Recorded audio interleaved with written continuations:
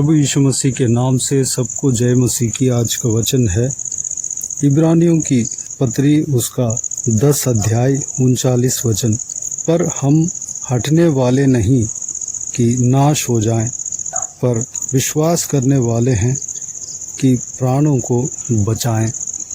मेरे प्रियो, इस पत्री को किसने लिखा और किसके लिए लिखा, यह इसके बारे में कहीं सबूत नहीं है। कौन लिखा है इस पत्री को, इस विषय के बारे में लगभग बताते हैं कि पवित्र प्रेरित पौलुस ने लिखा होगा, और किस कलीसिया के लिए लिखा ये भी पता नहीं है। लेकिन परमेश्वर के इच्छा ज़रूर, परमेश्वर के योजना ज़रूर है कि यह पत्री पवित्र आत्मा के द्वारा लिखा गया है, और हमारे लिए जो परमेश्वर प्रभु यीशु मसीह के ऊपर विश्वास रखते हैं, हम सब के लिए ये पत्री लिखा गया है। हर कलीसिया के लिए, प्रभु यीशु मसीह का कलीसिया के लिए यह पत्री को लिखा गया है। यह ज़रूर है कि यह पत्री परमेश्वर की आत्मा किसी परमेश्वर के दास के द्वारा लिखा हुआ है। इस पत्री में कई सारे परमेश्वर के त्याग के विषय में, प्रभु यीशु मसीह के क्रूस के त्याग के विषय में कहा गया है, विश्वास के विषय में कहा गया है। बहुत सारी बातें इस पत्री में कहा गया है, जो कि ये पत्री, ये किताब पवित्र बाइबल में एक महत्वपूर्ण भाग लेता है। इस पत्री में हम देखते हैं कि परमेश्वर के दास के द्वारा पवित्र आत्मा कहता है, पर हम हटने वाले नहीं कि नाश हो जाएं, पर विश्वास करने वाले हैं कि प्राणों को बचाएं। मेरे प्रियो, इस पत्री का लेखक प्रभु यीशु मसीह के जो क्रूस के बलिदान के विषय में कहते हुए आते हैं। पुराना नियम में जो बलि है और नया नियम के बलि, जो परमेश्वर प्रभु यीशु मसीह क्रूस पर अपने आप को क्रूस पर बलिदान हुआ और पवित्र लहू को बहाया, उसके द्वारा नया वाचा हमें मिला, नया नियम हमें मिला। उस विषय के बारे में यह लेखक हमें कहता है। इसमें लिखा हुआ है कि हमें जो इंसान पुराना नियम में जो पाप किया, उस पाप का बदला उनको उस पाप के द्वारा उन्हें मिला, जो कि इजरायलियों के जीवन के बारे में जब हम पढ़ते हैं, उस संभव को हम जान सकते हैं।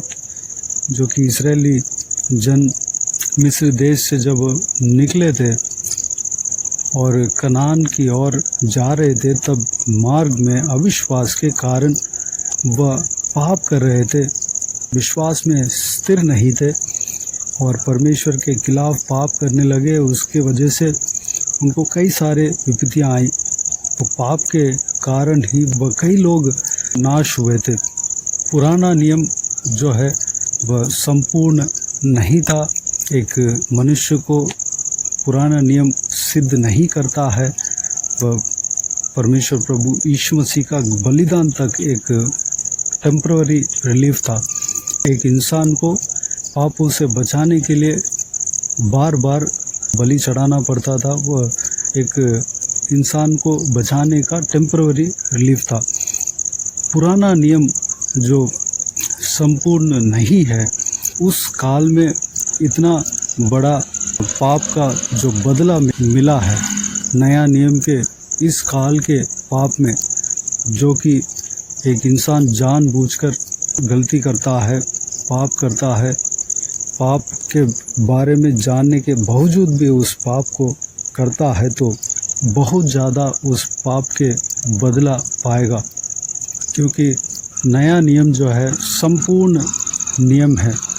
नया जो वाचा है, जो है प्रभु यीशु मसीह का बलि जो है, वह संपूर्ण बलि है। प्रभु यीशु मसीह के बलि के बाद हम ज़रूर अनुग्रह के समय में जी रहे हैं, लेकिन अगर इस काल में हम जानबूझकर पाप करते हैं, इस अध्याय में 28 और 29 वचन में इस प्रकार लिखा है, जब मूसा को व्यवस्था का न मानने वाला 2 या 3 जनों की गवाही पर बिना दया के मार डाला जाता है तो सोच लो कि वह कितने और भी भारी दंड के योग्य ठहरेगा जिसने परमेश्वर के पुत्र को पाँव से रौंदा और वाचा के लहू को जिसके द्वारा वह पवित्र ठहराया गया था अपवित्र जाना है और अनुग्रह के आत्मा का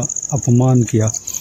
मेरे प्रियो, इस अनुग्रह काल में हम परमेश्वर प्रभु यीशु मसीह से जब हम माफ़ी मांगते हैं तो हमें माफ़ी मिल जाता है, लेकिन हम पाप को जानने के बावजूद भी उस अनुग्रह को हम ठाल कर पवित्र आत्मा को अपमान जब हम करते हैं, परमेश्वर के खिलाफ जानबूझकर अगर हम पाप करते हैं तो उसका प्रतिफल बहुत भारी होगा। ये परमेश्वर का वचन कहता है।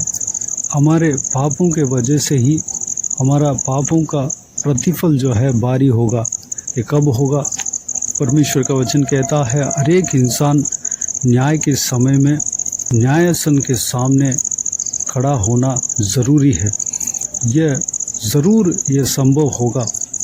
उस समय हमारा हर एक कर्म का फल हमें मिलेगा, लेकिन अभी वक्त है, अभी अनुग्रह का समय है, अनुग्रह का काल है। जो कुछ भी हमने पाप किया है उस पाप से मन फिरने का समय है। परमेश्वर का अनुग्रह बहुत बड़ा है। इस अनुग्रह को अगर हम छोड़ देंगे तो हमें न्यायासन के सामने खड़ा होकर जवाब देना पड़ेगा। परमेश्वर के वचन के मुताबिक हमें विश्वास में दृढ़ता के साथ बने रहना है। अगर हमारे जीवन में, विश्वास के जीवन में कई सारा आंधी तूफान आता होगा, कहीं हम फिसल जाते होंगे, कहीं हम जाने अनजाने से पाप कर दिए होंगे, हम परमेश्वर के खिलाफ गलतियां कर दिए होंगे, लेकिन परमेश्वर हमें छोड़ने वाला नहीं है। अपने को यह करना है कि विश्वास में दृढ़ता के साथ बने रहना है। भले हम पाप भी कर दे हों, परमेश्वर का लहू से परमेश्वर हमें धोएगा, शुद्ध करेगा। परमेश्वर अपने अनुग्रह के द्वारा हमें थामेगा। परमेश्वर हमें माफ़ करने के लिए तैयार है। हमें उस विश्वास से पीछे नहीं हटना है। अगर पीछे हट जाएंगे हम बैक स्लाइडिंग हो जाएंगे। अगर यह सोचेंगे कि हम गिर गए हैं, दोबारा उठ नहीं पाएंगे, उठ नहीं सकता, मैं उठूंगा नहीं, मैं संसार के जीवन में चला जाऊंगा, मैं जो मसीह के जीवन को छोड़कर मैं वापस संसार की ओर मुड़ जाऊंगा। अगर इस तरह अगर हम सोचेंगे, अगर हम पीछे हट जाएंगे तो हमारा कर्म का फल को हमें भुगतना होगा। जब न्याय का दिन आता है उस समय हमारा हर एक कर्म का फल हमें मिलेगा। मेरे प्रियो, इस बहुमूल्य वचन में जो कहा गया है कि परमेश्वर का भक्त कहता है, पर हम हटने वाले नहीं कि नाश हो जाएं। अगर हम हट गए तो हम नाश हो जाएंगे, लेकिन पर हम विश्वास करने वाले हैं तो हमारा प्राण बचाए जाएंगे। हम भले बार बार गिर भी जाते हों, बार बार किसी हमारे आत्मिक दुर्बलता के कारण फिसल जाते हों, बार बार उस विषय में हम गिर जाते हों, तो भी प्रभु यीशु का पाँव को ना छोड़ें। प्रभु यीशु के साथ चलने का वो प्रयास को ना छोड़ें, प्रार्थना करना ना छोड़ें, परमेश्वर को स्तुति आराधना करना ना छोड़ें, परमेश्वर का वचन को ना छोड़ें, परमेश्वर के साथ चलने का प्रयास को ना छोड़ें। परमेश्वर किसी भी हालात में आपको उठाएगा और आपके जीवन में जो योजना है उस योजना को पूरा करेगा, और जो पाप के वजह से आपको जो प्रतिफल मिलने वाला है उस प्रतिफल से, उस नाश से परमेश्वर बचाएगा। हमको हमारे अंदर हियाव रखना है, हमारे अंदर हिम्मत रखना है, जो लगातार हमें कोशिश करना है, लगातार हमें परमेश्वर के पीछे जाने का चाहत रखना है, कोशिश करना है। परमेश्वर का वचन कहता है कि बीते हुए समय को मोड़ कर देखो। इसी वचन में 32 वचन से लेकर 34 वचन तक जब हम पढ़ते हैं, परंतु उन पिछले दिनों को स्मरण करो जिनमें तुम ज्योति पाकर दुखों के बड़े संघर्ष में स्थिर रहे। कभी कभी तो यों कि तुम निंदा और क्लेश सहते हुए तमाशा बने, और कभी यों कि तुम उनके साझी हुए जिनकी दुर्दशा की जाती थी, क्योंकि तुम कैदियों के दुख में भी दुखी हुए और अपनी संपत्ति भी आनंद से लूटने दी, यह जानकर कि तुम्हारे पास एक और भी उत्तम और सर्वदा ठहरने वाली संपत्ति है। मेरे प्रियो, बीते हुए दिनों में जो शुरू में हमारे अंदर जो प्रेम था, परमेश्वर के लिए कुछ भी त्यागने का गुण था, उस चीज़ को मुड़कर देखने के लिए परमेश्वर का वचन कहता है, उस विषय को मुड़कर देखो। हम शुरू में कैसे थे, अभी कैसे हैं, और परमेश्वर का अद्भुत काम को भी हमें देखना है। हमें याव बांधकर पहले जो प्रेम था, उस प्रेम को हमारे हृदय में लाना है, उसके लिए प्रार्थना करना है। हमें याव नहीं छोड़ना है किसी भी हालात में। चाहे हम अभी हमारा विश्वास, हमारा आत्मिक बल कमज़ोर भी हो गए हो, फिर भी कोई बात नहीं मेरे प्रियो। जब हम परमेश्वर के साथ बने रहेंगे, उसी विश्वास में बने रहेंगे कि परमेश्वर एक दिन मुझे उठाएगा और परमेश्वर का जो योजना है मेरे जीवन में, उसको मैं पूरा करूँगा। परमेश्वर का अनुग्रह हमेशा मेरे ऊपर है, इस विषय को हम जानेंगे और परमेश्वर के साथ हमेशा चलने के लिए कोशिश करेंगे। आत्मिक जो एक्टिविटीज़ है, आत्मिक जो कार्य है, उस सारा कार्य को करने में अपने मन को लगाएंगे, लगाते रहेंगे। परमेश्वर आपको उठाएगा, आपके जो कुछ भी गलतियां हैं परमेश्वर माफ़ करेगा, उस दुर्बलता से आपको हटाएगा, आपको बल देगा, सामर्थ्य देगा। आपके जीवन में जो कुछ भी परमेश्वर का योजना है, उस योजना को पूरा करेगा। आपके द्वारा जो कुछ भी काम होना है, सारा काम को परमेश्वर कराकर ही रहेगा। हमें याव नहीं छोड़ना है, विश्वास से पीछे नहीं हटना है। जिस तरह परमेश्वर का भक्त कहता है, उस तरह हम भी कहना है। हम हटने वाले नहीं कि नाश ना हो जाए। हम जो कुछ भी हमारा जीवन में घटना घट जाए, जो कुछ भी हमारा जीवन में विपत्ति आ जाए, हमारे विश्वास के खिलाफ कोई भी परिस्थिति हमारा जीवन में घट जाए, तो भी हम परमेश्वर के उपस्थिति से हम हटने वाला नहीं। परमेश्वर के ऊपर जो विश्वास करने का उस जीवन से हम हटने वाला नहीं। परमेश्वर के सेवकाई से हम हटने वाला नहीं। परमेश्वर के काम से हम हटने वाला नहीं। आत्मिक कार्य से हम हटने वाला नहीं। हम परमेश्वर के उपस्थिति में बने रहना है। और परमेश्वर का भक्त ये भी कहता है, पर विश्वास करने वाले हैं कि प्राणों को बचाएं। हम विश्वास करने वाले हैं, हर परिस्थिति में हम परमेश्वर प्रभु यीशु मसीह के ऊपर विश्वास रखने वाले हैं। हम जो विश्वास जब आया था, परमेश्वर प्रभु यीशु मसीह के ऊपर विश्वास हमारे अंदर पहले जितना रहा उतना ही नहीं, बल्कि उससे ज़्यादा विश्वास रखेंगे, ताकि हमारा प्राण बच जाए और हमारे द्वारा कई लोगों का प्राण भी बच जाए, नाश से बच जाए।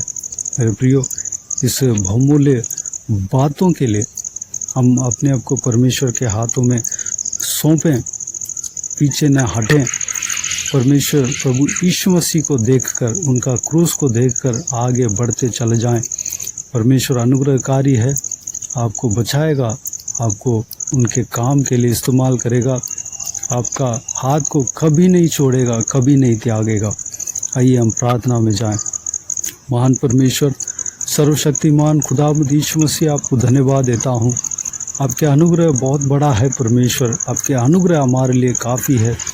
पिताजी, हमारा परिस्थिति परमेश्वर चाहे कैसे भी हो परमेश्वर, आपके अनुग्रह हमें तामता है परमेश्वर। अगर हमें विश्वास के खिलाफ अगर हमारा परिस्थिति को सामना करना पड़ता हो तो भी परमेश्वर हमारे अंदर थकावट नहीं होना चाहिए परमेश्वर।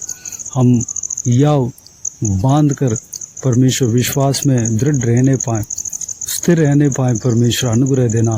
अगर हम फिसल गए हो परमेश्वर, हम जिंदगी से थक कर, विश्वास के जीवन से थक कर हम पीछे नहीं हटने पाएँ।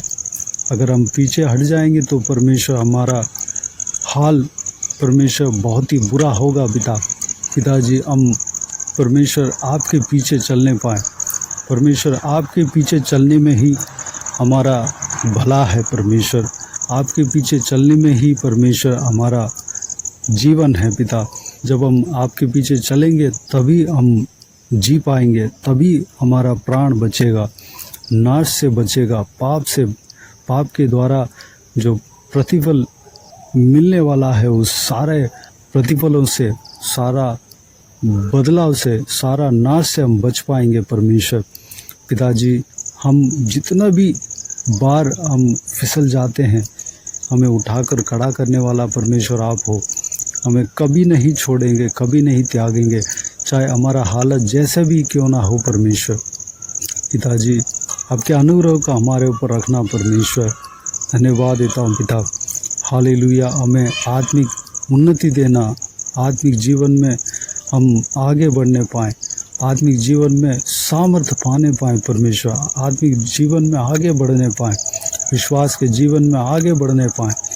किसी भी कारण से हमारा विश्वास घटने न पाए परमेश्वर, बल्कि हमारा विश्वास और मजबूत होने पाए परमेश्वर, और बढ़ने पाए पिता। अनुग्रह देना पिताजी।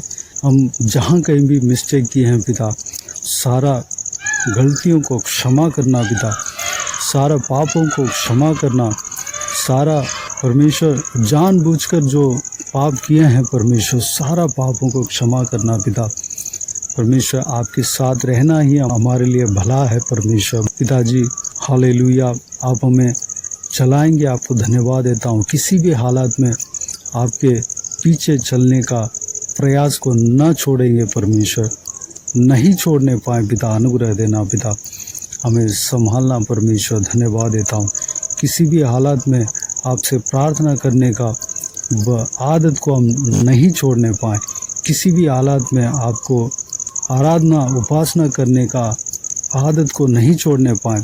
किसी भी हालात में आपके वचन को पढ़ने का, मनन करने का आदत को हम नहीं छोड़ने पाए। अनुग्रह देना पिता। जब हम आत्मिक ये सारा कार्य को जब हम करते हैं परमेश्वर पिताजी, हमें आप परमेश्वर थाम कर रखेंगे। हम पीछे मुड़कर पीछे जाने का नौबत नहीं आएगा परमेश्वर। अनुग्रह देना पिता। हम विश्वास के जीवन को छोड़कर पिता, हम हटना नहीं चाहिए पिता। अनुग्रह देना। हम हटने वाला नहीं है परमेश्वर पिताजी। आपके उपस्थिति में हम हमेशा बने रहने के लिए अनुग्रह देना पिता। वह हियाव हमारे अंदर देना पिता। आपके पाँव को हम हमेशा पकड़ कर रखने पाएँ परमेश्वर। अनुग्रह देना। सारा व्यूअर्स को आशीष देना पिता। जो कोई भी जन पिछड़ गए परमेश्वर, दोबारा आपके प्रेम को महसूस करने पाएँ, दोबारा उनके विश्वास के जीवन को मुड़कर देखने पाएँ परमेश्वर। वह शुरू में किस तरह आपके ऊपर प्रेम रखा, किस तरह हर विपत्ति को सहा, आपके लिए किस तरह वह अपने आप को त्याग दिया, किस तरह अपना संपत्ति को त्याग दिया, किस तरह वह इस दुनिया से ज़्यादा, इस दुनिया के लोगों से ज़्यादा आपके ऊपर प्रेम रखा। सब कुछ स्मरण कर कर परमेश्वर उसी तरह आपके ऊपर प्रेम रखने पाएँ, उसी तरह ही नहीं बल्कि उससे ज़्यादा आपके ऊपर प्रेम रखने पाएँ। अनुग्रह देना पिता। आप हमें अनंत जीवन में प्रवेश होने के लिए हमें तैयार करेंगे। आपको धन्यवाद देता हूँ। हमारे द्वारा जो आपने काम नियुक्त किया है उस काम को हमारे द्वारा करवाएंगे। आपको धन्यवाद देता हूँ परमेश्वर। हमारा बुलाहट, हमारा जीवन में आपकी योजना है, कभी बदलेंगे नहीं। आपको धन्यवाद देता हूँ परमेश्वर। हम पश्चाताप करते हैं परमेश्वर, अपने पापों का पश्चाताप करते हैं पिता। हमें बल देना परमेश्वर, दोबारा उठकर खड़ा होने का बल देना परमेश्वर। हम फिसल भी जाएं तो भी हम दोबारा उठकर खड़ा होने का हियाव हमारे अंदर देना परमेश्वर। आपके पीछे चलने का हियाव हमारे अंदर देना पिता। धन्यवाद देता हूँ। हालेलुया। सारा व्यूअर्स को इसी तरह आशीष देना पिता, सबको संभालना परमेश्वर, विश्वास में और आगे बढ़ाना पिता, आत्मिक जीवन में आगे बढ़ाना। हर एक के ऊपर आपके हाथ हमेशा बने रहने पाए पिता, सभी को सुरक्षित रखना, संभालना पिता, किसी को भी कोई भी कमी घटी ना होने देना, भरपूर आशीष देना पिता।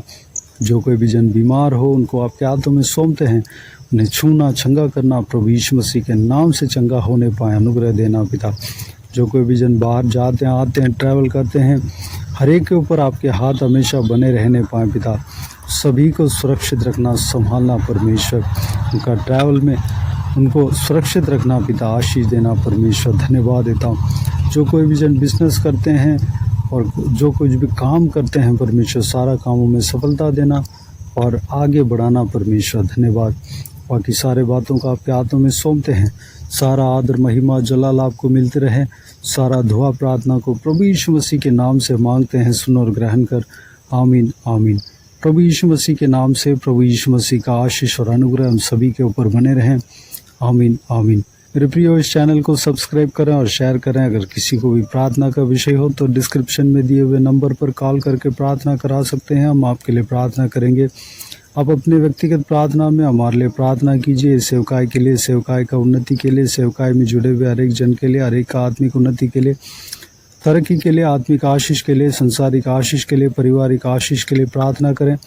परमेश्वर प्रभु यीशु आप सबको आशीष दे। सेवकाई के द्वारा परमेश्वर आपके जीवन में कार्य किया हो वह भी हमें बता सकते हैं, ताकि हम सब मिलकर परमेश्वर को धन्यवाद दे सकें, महिमा कर सकें। प्रभु यीशु आप सबको आशीष दे। आमीन आमीन।